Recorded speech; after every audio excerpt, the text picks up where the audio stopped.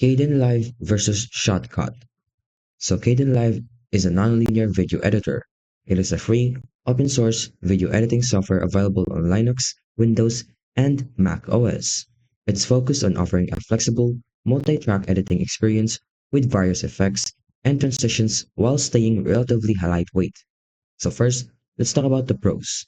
It is completely free and open source. You can download it directly, and it's also easy to learn for beginners. It also offers multi-track timeline with decent editing tools.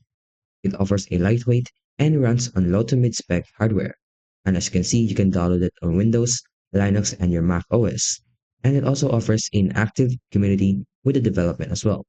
However, there are some cons to consider. It has a limited advanced tools compared to professional softwares, and there are some occasional instability with complex projects. Now, Shotcut, on the other hand, is another free open source video editor designed for cross-platform.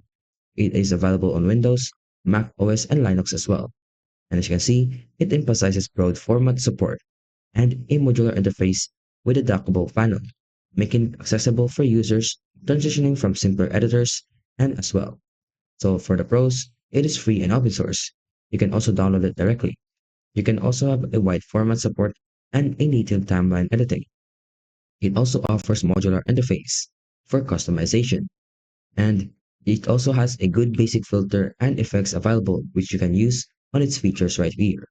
And it also offers a decent performance on modest hardware. So although it offers decent performance, you need to have a decent PC. So some cons though, the user interface feels outdated. So if you like to try it, it has a less intuitive for beginners, and it lacks the advanced professional features as well.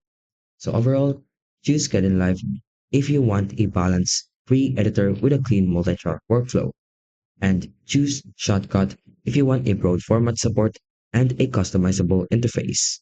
If you like this video, don't forget to like and subscribe and turn on the notification for more tutorial videos.